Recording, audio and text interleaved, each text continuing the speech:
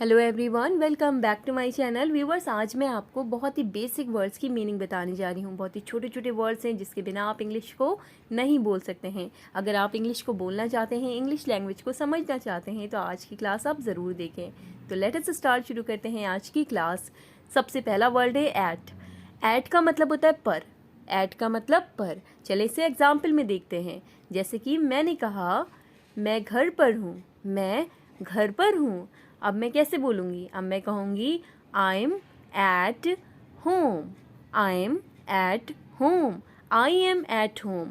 तो मैं घर पर हूँ। मैं हूँ इसके लिए मैंने बोला आई एम। घर के लिए मैंने बोला होम और पर के लिए मैंने बोला एट। मैं घर पर हूँ, I am at home. I am at home.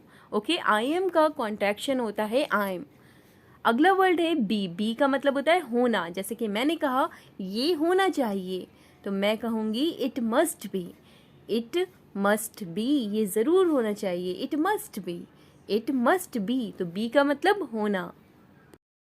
अगला वर्ड है इज़। इज़ का मतलब होता है। जिस भी सेंटेंस में इज़ लगा होता है, इसका मतलब वो सेंटेंस आपके प्रेजेंट का है। ठीक है, जैसे कि मैंने कहा, मैंने कोई चीज़ देखी, मैंने कहा ये नया है, ये नया है। मैं कहूँगी it is new. It is new. यह के लिए मैंने इट का इस्तेमाल किया, नया के लिए मैंने न्यू वर्ड का इस्तेमाल किया, और है के लिए मैंने इस का इस्तेमाल किया। यह नया है, it is new. It is new. Next है ऑफ। ऑफ का मतलब होता है का। ऑफ का मतलब का। देखिए, इसके कई और भी मीनिंग होते हैं अलग अलग सेंस में, लेकिन एक मतलब होता है ऑफ का। तो जैसे कि मैंने कहा लकड़ी का टुकड़ा, तो टुकड़े की इंग्लिश होती है पीस। लकड़ी की इंग्लिश होती है वुड। लकड़ी का टुकड़ा, पीस ऑफ वुड, यानी कि ऑफ का मतलब का। पीस ऑफ वुड, लकड़ी का टुकड़ा, पीस ऑफ वुड। ओके, अगला है B Y. B Y by. तो बाय का मतलब होता है द्वारा। बाय का मतलब द्वारा। एक होता है बी यू वाई, और उस बाय का मतलब होता है खरीदना, और इस बाय का मतलब होता है द्वारा। जैसे कि मैंने कहा चलो कार द्वारा चलते हैं। चलो कार द्वारा चलते हैं, तो मैं कहूँगी let's go by car. Let's go by car, यानी कि चलो कार से चलते हैं। यानी कि किसके द्वारा आप जा रहे हैं? आप कार के द्वारा जा रहे हैं, तो द्वारा के लिए आप बोलेंगे बाय। लेट्स गो बाय बस। ओके, नेक्स्ट है इन।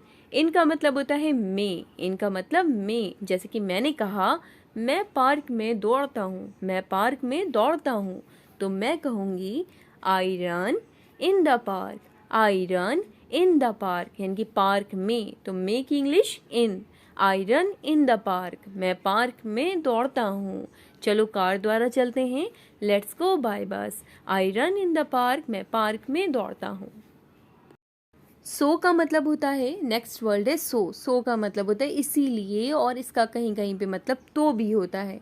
ठीक है, तो सो का मतलब इसीलिए। मैंने जैसे कहा इसीलिए मैंने बात की, इसीलिए मैंने बात की, तो मैं कहूँगी so I talked. So I talked. So I talked. So I talked, इसीलिए मैंने बात की। नेक्स्ट है एंड। एंड का मतलब आप सबको पता होगा, बहुत बार इससे इस्तेमाल किया जाता है। तो एंड का मतलब होता है और। एंड का मतलब और। जैसे कि मैंने कहा आओ और देखो। आओ और देखो। आओ और देखो, तो और के लिए मैं बोलूँगी एंड। आओ के लिए मैंने कहा कम एंड, यानी कि और। देखो के लिए सी। Come and C. Come and सी। आओ और देखो, कम एंड सी। तो यहाँ पे एंड का मतलब क्या हो जाएगा? और। आओ का कम, देखो का सी। आओ और देखो, कम एंड सी। ठीक है, नेक्स्ट वर्ड है फॉर। फॉर का मतलब होता है के लिए। के लिए। जैसे कहते नहीं है दिस इज़ फॉर यू, ये आपके लिए है, this is for you.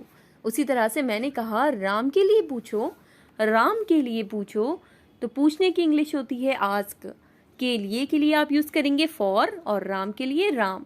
Ask for Ram, Ram के लिए पूछो। Ask for Ram. नेक्स्ट है इट्स। इसे पढ़ते हैं इट्स, और इसका मतलब होता है ये है, इट्स। जैसे कि मैंने कहा यह मेरा सौभाग्य है। ये मेरा सौभाग्य है। It's my pleasure. It's my pleasure. Okay, तो इट्स का मतलब होता है ये है। इट्स का मतलब ये है। फॉर का मतलब के लिए। फॉर का मतलब के लिए और इट्स का मतलब ये है।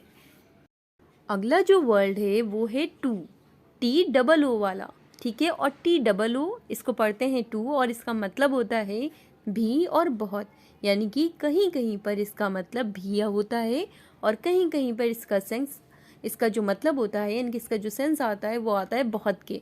तो मैंने कहा मैं भी, किसी ने कहा मैं कल वहाँ गया था, तो मैंने कहा मैं भी, तो मैं भी के लिए मैं बोलूँगी मी टू, मी टू। तो यहाँ पे टू का मतलब आ रहा है भी। अगला है ये बहुत बड़ा है, मैंने कहा ये बहुत बड़ा है, तो मैं कहूँगी it is too big, it is too big.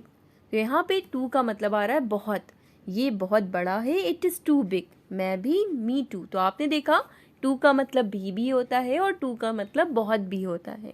Okay, अगला जो वर्ड है वो है बट। बट का मतलब होता है लेकिन। जैसे कि मैंने कहा लेकिन क्यों, सिंपल मैं बोल रही हूँ लेकिन क्यों, तो मैं बोलूँगी बट वाई, बट वाई। तो लेकिन की इंग्लिश होती है बट, और क्यों के लिए मैंने बोला वाई, लेकिन क्यों, बट वाई।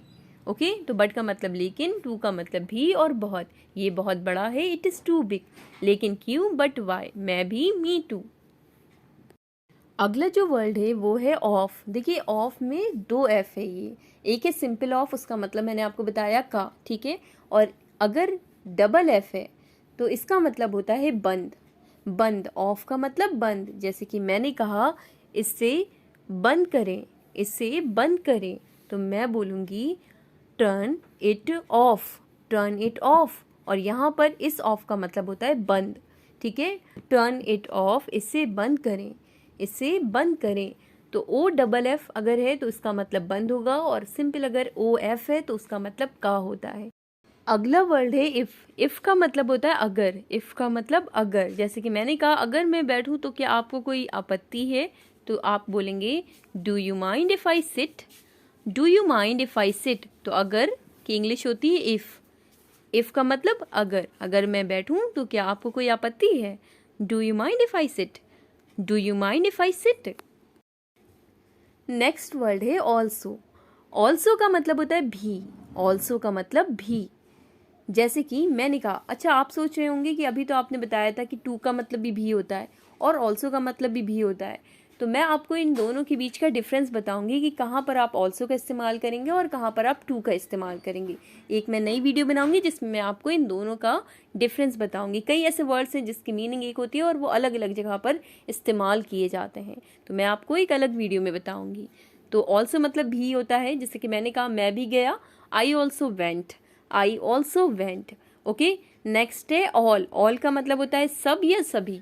जैसे कि मैंने कहा सब खत्म हो चुका है, तो मैं कहूँगी it's all over, it's all over, it's all over. सब खत्म हो चुका है, इट्स ऑल ओवर। मैं भी गया, आई ऑल्सो वेंट। तो ऑल्सो का मतलब भी, ऑल का मतलब सभी या सब। अगला वर्ड है इनटू। तो इनटू का मतलब भी मैं होता है, और मैंने आपको बताया कि इनका मतलब भी मैं होता है। तो ऐसे वर्ड जिसमें बहुत ही कन्फ्यूज़न होती है, कहाँ पर आप इनटू का इस्तेमाल करेंगे, कहाँ पर आप इनका इस्तेमाल करेंगे, इसकी मैं वीडियो अलग बनाऊंगी। तो इनटू का मतलब मैं होता है, लेकिन मैं आपको शॉर्ट में बता दूं, जब कोई चीज़ बाहर से अंदर आती है तब मैं इनटू लगाऊंगी। यानी कि जब मैं कह रही हूँ कि कमरे में जाओ, अब देखिए आप कमरे में बाहर से अंदर आ रहे हैं, कमरे में आप क्या कर रहे हैं, बाहर से अंदर जाएंगे। तो कमरे में जाओ तो गो इनटू द रूम। तो इनटू मतलब मैं होता है, लेकिन जब इस्तेमाल किया जाएगा जब कोई चीज़ बाहर से अंदर जाएगी। ओके, अगला वर्ड है एस। एस का मतलब होता है जैसा। एस का मतलब जैसा। जैसे कि मैंने कहा जैसा मैं कहता हूँ करो, जैसा मैं कहता हूँ करो, तो मैं कहूँगी डू एज आई से, डू एज आई से। जैसा मैं कहता हूँ करो, डू एज आई से। कमरे में जाओ, go into the room. Next है ए। ए का मतलब होता है एक। एक का मतलब एक। जैसे कि मैंने कहा यह एक किताब है, ठीक है, यह एक किताब है। सिंपल, बहुत ही इजी मैंने लिया है सेंटेंस, यह एक किताब है, ताकि आपको समझ में आए। तो मैं कहूँगी दिस इज़ अ बुक। तो यहाँ पे देखिए मैंने ए लगाया, क्योंकि यहाँ पे कहा मैंने ये एक किताब है, तो एक के लिए मैंने कहा ए का इस्तेमाल किया। दिस इज़ अ बुक, और इसे पढ़ते क्या, आ पढ़ते हैं, this is a book, this is a book. अगर मुझे कहना है ये किताब है, तो मैं कहूँगी दिस इज़ बुक। लेकिन मैंने कहा ये एक किताब है, तो एक के लिए मैंने यहाँ पे एक इस्तेमाल किया, this is a book. Okay, अगला है एम। एम का मतलब होता है हूँ, मैं ठीक हूँ, तो मैंने कहा I am fine, I am fine. और आई एम का जो कॉन्ट्रैक्शन होता है वो होता है आइम। ठीक है, आई एम फाइन, मैं ठीक हूँ, मैं ठीक हूँ। नेक्स्ट है वॉज का मतलब था, क्या मैं गलत था, वॉज आई रॉन्ग, क्या मैं गलत था, वॉज आई रॉन्ग। तो आज की क्लास में बस इतना ही। वीडियो अच्छी लगे लाइक करें, शेयर करें, सब्सक्राइब करें। Thanks for watching. मिलते हैं आपसे नेक्स्ट क्लास में।